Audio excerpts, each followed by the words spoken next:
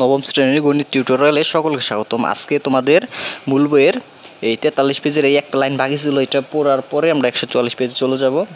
এখানে বলছে নিচের চিত্রগুলো থেকে থিটা এবং আলফা কোণের সাপেক্ষে অতিভুজ, বিপরীত বাহু এবং সন্নিহিত বাহু চিহ্নিত করো।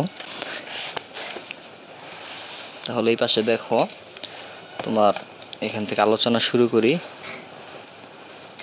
এখানে এই যে চিত্রগুলো যে দেয়া আছে, এই চিত্র থেকে মানে তোমার যে সমকোণী ত্রিভুজ চিত্র আছে, চিত্র থেকে অতিভুজ, বিপরীত বাহু এবং সন্নিহিত বাহু চিহ্নিত করতে হবে।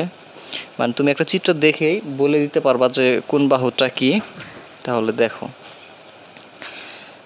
জাস্ট একটু তোমাদেরকে যদি বলে দেই, তোমার এই যে সমকোণের বিপরীত দিকের বাহু অতিভুজ হয়, আর যেখানে তুমি এই যে কোণ চিহ্নটা দেখবা, এই কোণ চিহ্নের বিপরীত দিকের বাহুটা হবে তোমার বিপরীত বাহু, আর অপর যে বাহুটা থাকবে এটা হবে ভূমি। ঠিক আছে, তাহলে এখানে বলছে সমকোণী ত্রিভুজের নাম তোমার এই যে কচিত্রে, এই যে এটা কিন্তু কচিত্র, এখানে এই যে ক দেওয়া আছে, এটা কচিত্রের ক্ষেত্রে এখানে সূক্ষ্মকোণ থিটা, এই যে কোণ চিহ্ন এখানে কি, এটা থিটা সূক্ষ্মকোণ, 90 ডিগ্রি থেকে ছোট কোণ, আর এটা কিন্তু সমকোণ এখানে আছে। তাহলে বললাম কি, তাহলে এখানে যে এই যে অতিভুজ যে 17, কেন 17 হইল? কারণ সমকোণের বিপরীত দিকের বাহু হলো কত? 17। এখানে অতিভুজ হয়েছে কত? 17। বিপরীত বাহু কত হয়েছে? এখানে 8। কেন হয়েছে? এখানে এই দেখো, আমি জাস্ট বললাম যে কোন চিহ্ন যে এখানে থাকবে ওইটার বিপরীত দিকের বাহুর নাম হলো বিপরীত বাহু। তাহলে বিপরীত বাহু কত? 8।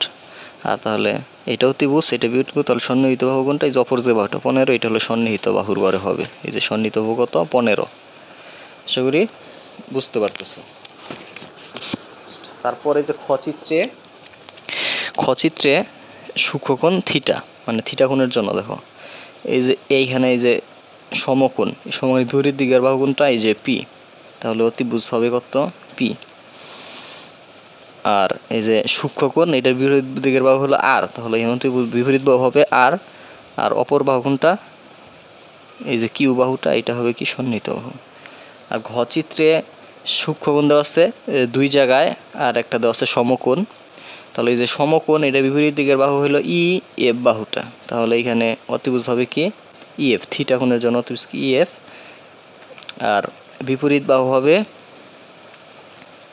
তোমার এখানে কোন সূক্ষ্মকোণ কোনটা? যে থিটা, এই যে থিটার বিপরীত দিকের বাহু কোনটা?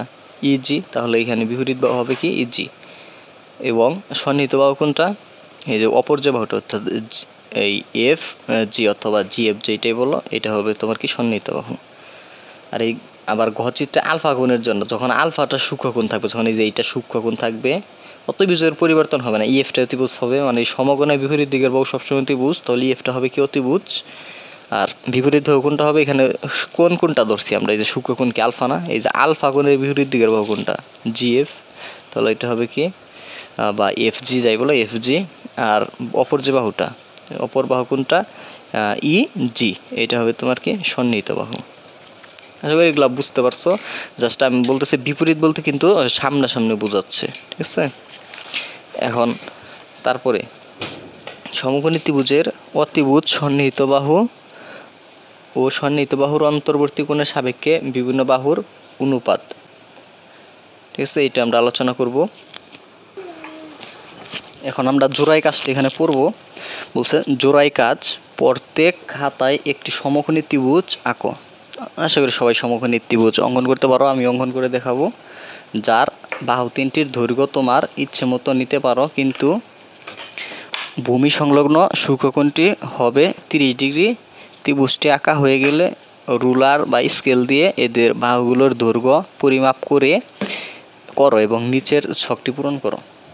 একটা সমকোণী ত্রিভুজ আঁকতে হবে, সূক্ষ্মকোণটি থাকবে 30 ডিগ্রি এবং স্কেল দিয়ে ওগুলো মাপতে হবে। ঠিক আছে, জাস্ট তোমরা সুন্দর করে স্কেল দিয়ে মাপ যোগ করে একটা কোন ত্রিভুজ অঙ্কন করো, সমকোণী ত্রিভুজ, সেটা এরকম হবে।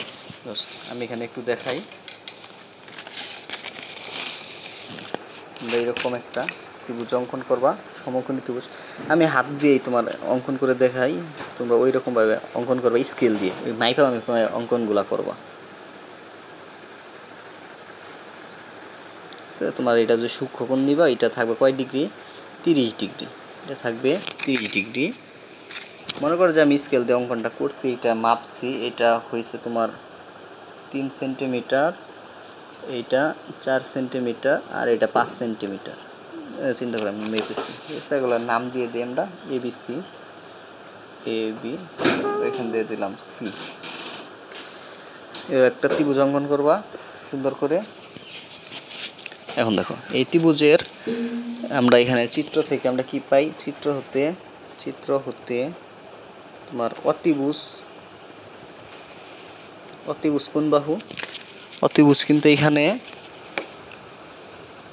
এই এসি বাহুটা, কারণ এটা সমকোণের সামনের দিকের বাহুটা অতিভুজ, তাহলে এসি হলো অতিভুজ। কত, 5 সেন্টিমিটার। তারপরে বিপরীত বাহু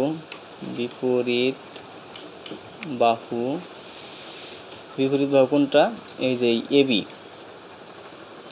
এটা 3 সেন্টিমিটার। কারণ এই যে সমকোণী, এই যে সূক্ষ্মকোণের বিপরীত দিকের বাহুটা বিপরীত বাহু হয়, তাহলে এখানে সূক্ষ্মকোণ, এটার বিপরীত বলতে সামনাসামনি যে বাহুটা, এই যে এটা বাহু কোনটা এবি, এবং অপর যে বাহুটা থাকে বিসি, এটা হলো কি ভূমি। অর্থাৎ ভূমি বলতে সন্নিহিত বাহুকে বোঝায়, তাহলে আমরা লিখতে পারি সন্নিহিত বাহু বিসি ইজিক্যাল কত, 4 সেন্টিমিটার। তাহলে এই মানগুলা দিয়ে আমরা এই ছকটা পূরণ করব। কোন ছক, এই যে মূল বইয়ের যে ছক আছে, এই যে এই ছকটা পূরণ করতে বলছে যে সন্নিহিত বাহুর মান কত, এটা এখানে লিখতে হবে, বিপরীত বাহুর মান কত, এটা এখানে লিখতে হবে, অতিভুজের মান কত, এটা এখানে লিখতে হবে। মানে চিত্র থেকে যে মানগুলো আমরা স্কেলতে মাইপে পাইছি ওগুলো এখানে আমরা লিখে দিব।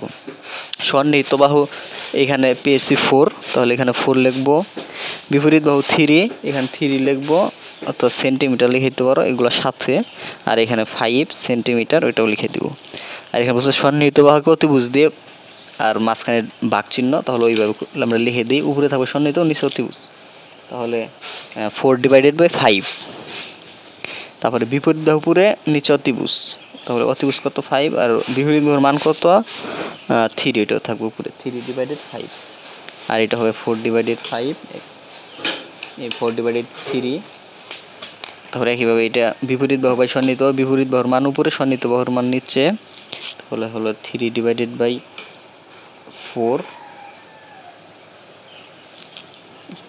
5/4, আর 5/3, কারণ অতিভুজের মান উপরে, বিপরীত বাহুর মান নিচে 3। এই হলো ছক, এইভাবে পূরণ করে দিবা। তাহলে আজকের এখানে আবার একটু কথা বলছে যে 4 নং থেকে 9 নং ঘরের অনুপাত 6টি তোমার অন্যান্য সহপাঠীর সাথে মিলিয়ে দেখো যে এগুলো মিলে গেছে নাকি পৃথক হয়েছে। অবশ্যই মিলে গেছে। উপরের কাছ থেকে তোমরা কিছু লক্ষ্য করলে কি, অর্থাৎ তুমি যে অনুপাতগুলাই, তোমার চিত্র যত বড়ই হোক, তোমার সূক্ষ্মকোণ 30 ডিগ্রি থাকলে এই মানগুলো একই আসবে। অনুপাতগুলোর মান 4কে 5 দিয়ে ভাগ করে, মানে প্রত্যেক ঘরের মান তোমার সহপাঠীর যে মানগুলো বের হয়েছে ওগুলোর সাথে মিলে যাবে, এটাই বলছে। তোমরা সবাই একটি সমকোণী ত্রিভুজের 30 ডিগ্রি সূক্ষ্মকোণের সাপেক্ষে বাহুগুলোর অনুপাত বের করেছো এবং বাহুগুলোর পরিমাপ বিভিন্ন হওয়া সত্ত্বেও অনুপাত একই হয়েছে। ঠিক আছে, অনুপাত যখন মান বের করবে এগুলো দেখবে একই হবে। তোমার যে অন্যান্য সহপাঠী আছে তাদের অনুপাতের সাথে তোমার অনুপাতগুলোর মান মিলে যাবে, এটাই বলছে। এই ছিল 144 পেজের আলোচনা। তৃতীয় পর্বে এর পরবর্তী পেজগুলোর আলোচনা করব। এই পর্যন্ত সাথেই থাকো এবং চ্যানেলটি সাবস্ক্রাইব করে রাখো। ভিডিওটি ভালো লাগলে অবশ্যই লাইক দিয়ে পাশে থাকো। ধন্যবাদ সকলকে।